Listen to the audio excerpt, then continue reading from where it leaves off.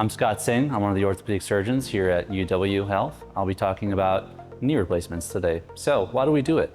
We do knee replacements for arthritis. Typically, we find bone-on-bone arthritis on an x-ray, and we recommend a knee replacement. Knee replacement is done in two different ways. There's manual techniques and there's robotic techniques. Robotic techniques entail having a robot, not a human robot that mimics a human, but more of a computer that gives us more information to place implants into your body with respect to your anatomy.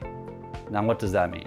That means that I can map out your knee with probes, and this computer will then generate a three-dimensional model where I can manipulate the implant placement in few degrees, taking into account the tension on the outside and the inside ligaments of your knee.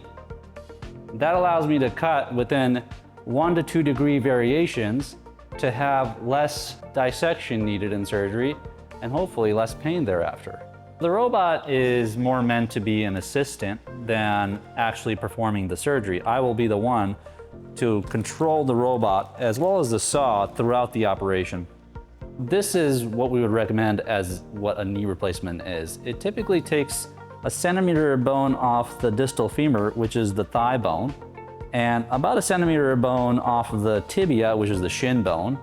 And the angles in which we make these cuts are assisted with the robotic-assisted cuts, and we place these implants with glue behind the metal parts here and on the femur side here, and we put plastic in between, and we relocate the knee and close it back up. The benefits of robotic knee replacement are faster recovery because there's less soft tissue dissection and more reliable implant placement. The x-rays taken post-operatively at 2, 6, 3 months, or a year from now usually have better implant placement in broad terms, which most often means that this is a recreatable type of surgery.